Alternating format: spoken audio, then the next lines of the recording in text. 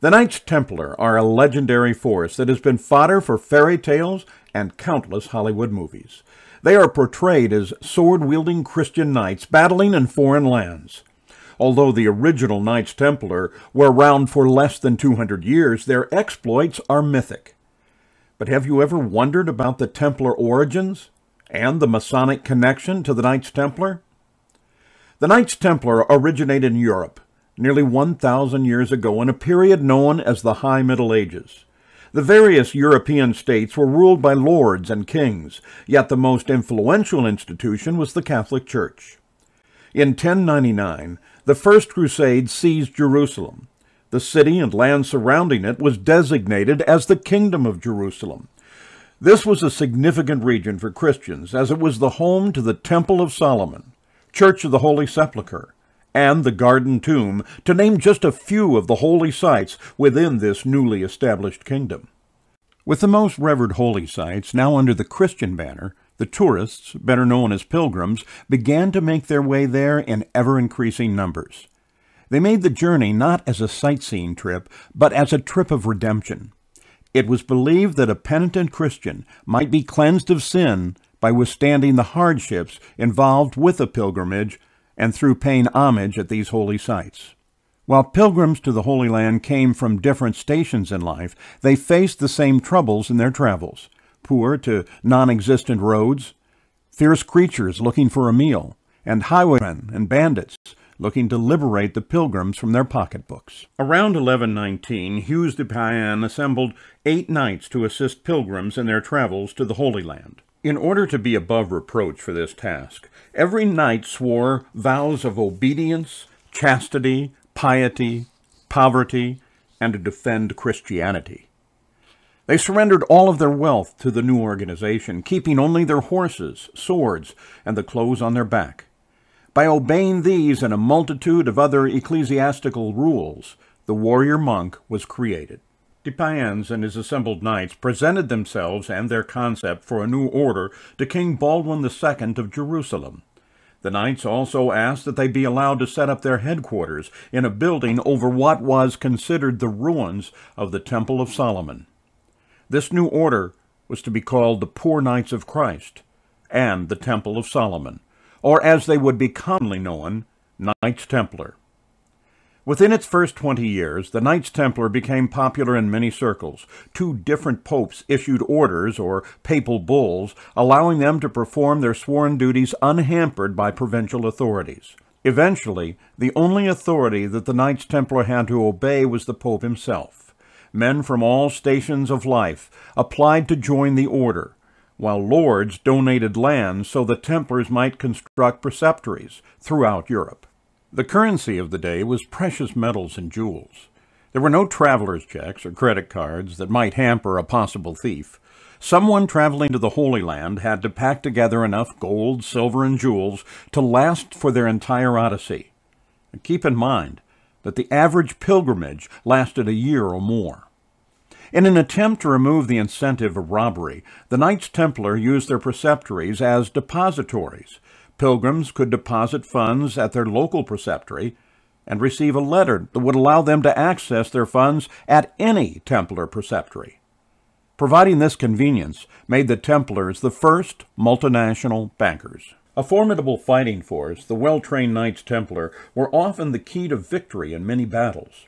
Although they were a relatively small combat unit, they rode ahead of the main body. They were clad in armor beneath their long white tunics, and red crosses emblazoned thereon. The Templars fought fiercely, and retreat was forbidden unless outnumbered 3 to 1, and even then only if ordered to do so. Cowardice was not tolerated. On the morning of Friday, October 13, 1307, the Templars in France were arrested and jailed and their property seized by King Philip IV of France. He had pressured Pope Clement V into withdrawing papal favor from the Templars and allowed their wealth and properties to be placed within the French coffers.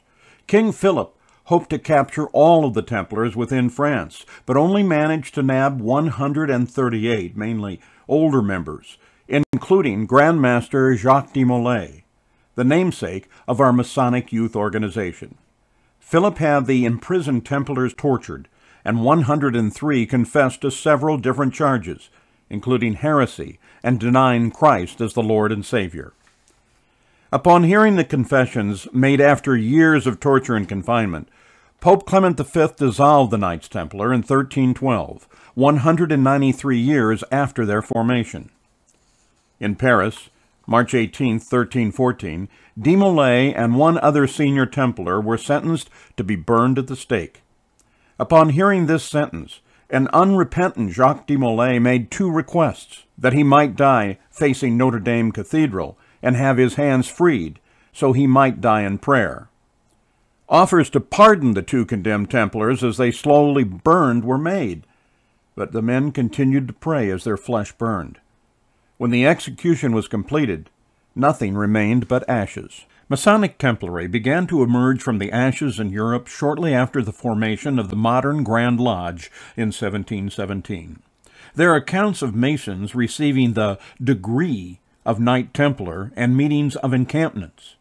In 1769, at St. Andrew's Lodge in Boston, Brother Paul Revere was among the first in America to receive the degree of Masonic Knight Templar. In 1816, the Grand Encampment was formed in New York, with prominent Freemason DeWitt Clinton as our first General Grand Master. Templary suffered, as did most Freemasonry, during the anti-Masonic period that began in the late 1820s and continued until the 1850s. It wasn't until after the Civil War that commanderies began noticing significant growth.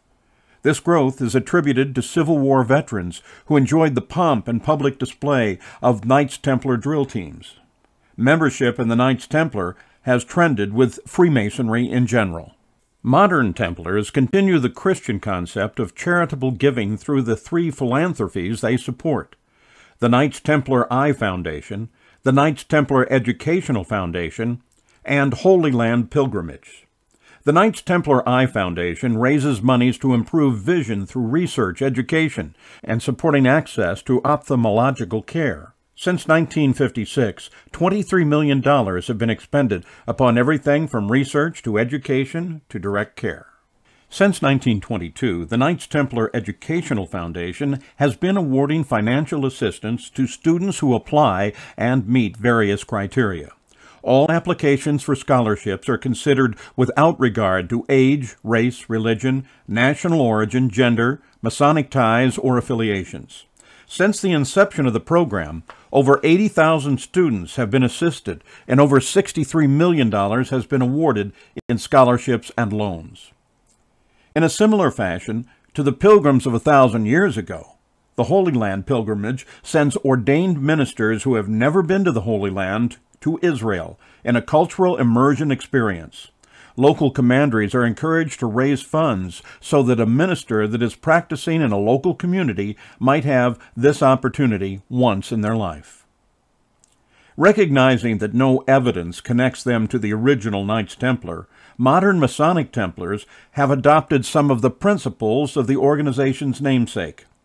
Freemasonry accepts that any man of good character who believes in a supreme being and an afterlife. But Templary asks that he also be a Christian Mason, willing to defend the faith. The 3 degrees or orders in the Templary are the Illustrious Order of the Red Cross, the Order of Knight of Malta, and the Order of the Temple. These orders bridge the historical gap of the Hiramic legend in the previous degrees while imparting many valuable lessons. The Order of the Temple is a culmination of the lessons and experiences taught within the Blue Lodge and previous York Rite degrees. The Order of the Temple is the final step for a Christian Mason in his progress through the York Rite of Freemasonry. It is meant to rekindle the spirit of medieval Knights Templar and their devotion and self-sacrifice to Christianity. Many feel that this order is the most impressive degree in Freemasonry. If you are a Knight Templar, you will be able to relate to this statement. If you aren't, why don't you consider joining this legendary order and become a part of history?